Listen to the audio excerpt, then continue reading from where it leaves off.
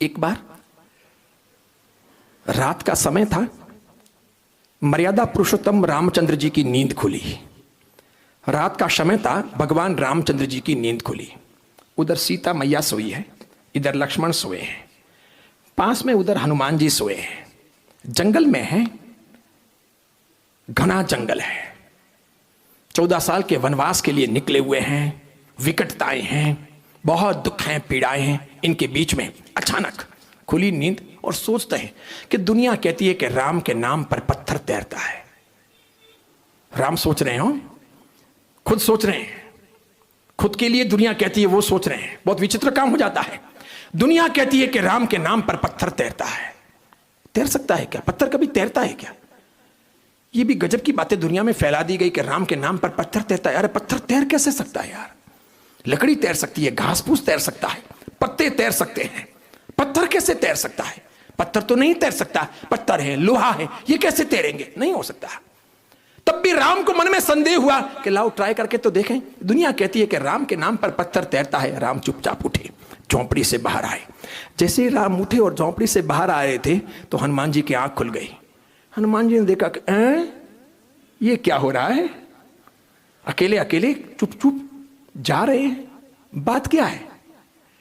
तो बिना आवाज किए हुए इधर राम निकले और इधर हनुमान जी खड़े हुए और छिप छिप करके पहले दरवाजे के वहां पहुंचे। फिर यूं देखा किधर जा रहे हैं तो मालूम पड़ा तालाब की तरफ जा रहे हैं। थोड़े आगे बढ़े, हनुमान जी भी धीरे धीरे एकदम मंद मंद कदमों से एक पेड़ का सहारा लेकर खड़े रहे। थोड़ा और देखा कि और थोड़े राम नीचे उतर रहे हैं, उस तालाब की तरफ जा रहे हैं। पीछे पीछे गए, लास्ट में तालाब की आखिरी झाड़ियां थी, वहां पर अपनी पोजीशन ले ली, ये देखने के लिए कि राम क्या कर रहे हैं। पानी का मटका तो वहां अंदर भी पड़ा था, झोपड़ी में पी सकते थे।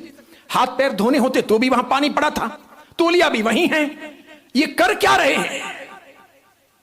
फिर राम ने एक पत्थर उठाया, चांदनी रात थी, धीरे से झाड़ियों में यूं ऊंचे होकर के हनुमान जी देख रहे हैं कि क्या हो रहा है, कौन सा सर्कस चल रहा है, कौन सा नाटक चल रहा है, राम कर क्या रहे हैं। धीरे से राम ने पत्थर छोड़ा, छोड़ते ही ससराट तालाब में पत्थर डूब गया। इतना सा ही पत्थर था, हाथ में लिया।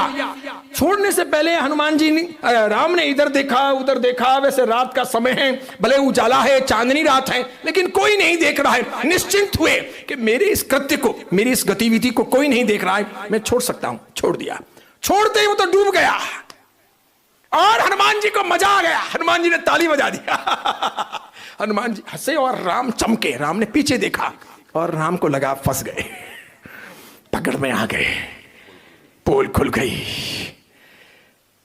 ये पट्टा सब जगह पीछे पीछे ही रहता है, इसे भगाने का कोई रास्ता भी नहीं है। हनुमान जी ने कहा निराश ना हो भगवान, यही देख रहे हो ना, यही सोच रहे हो ना कि ये पट्टा आपका पीछा नहीं छोड़ रहा, पीछे पीछे चला आया। आपकी पोल खुल गई, आपको देख लिया, आपकी करतूत को देख लिया, आपकी हरकत को देख लिया, यही सोच रहे हो ना। राम कुछ नहीं बोले, चुपचाप रहे, होठ सी लिए, आंखें नीचे झुका ली, चुपचाप चल रहे। हनुमान आए पास में, सुनो राम जी, यही सोच रहे हो ना कि ये क्यों आया, पोल खुल गई, लेकिन निश्चिंत रहो, मैं किसी को नहीं कहूंगा। मैं ना सीता मैया से कहूंगा, न लक्ष्मण भैया से कहूंगा, न दुनिया से कहूंगा कि आज रामचंद्र जी यहां प्रयोग करने गए थे, एक्सपेरिमेंट करने गए थे, पानी में पत्थर डुबोने गए थे और साक्षात राम के हाथों से पत्थर डूब गया। ऐसा किसी को नहीं कहूंगा। राम तो सकते में आ गए कि लोग तो कहते हैं कि राम के नाम से पत्थर तैरता है, और यहां तो राम ने खुद ने पत्थर छोड़ा और पत्थर डूब गया। गजब हो गया, बदनामी हो गई अपनी। हनुमान जी ने एक मार्के वाली बात कही कि जो हुआ वो ठीक हुआ है, वो सही हुआ है, वो गलत नहीं हुआ है, ऐसा ही होना चाहिए था। जो हुआ है वो सबक है। तो क्या सबक है?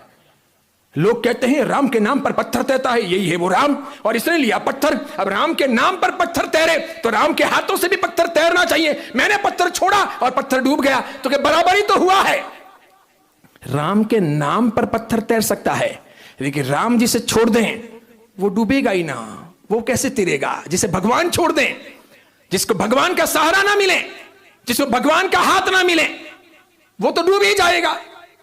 समझ रहे हैं आप? राम के नाम पर पत्थर तैरता है, लेकिन जिसको राम भी छोड़ दें, भगवान भी छोड़ दें, या भगवान से जो छूट जाए, भगवान से अलग हो जाए, फिर वो तो डूबेगा ही।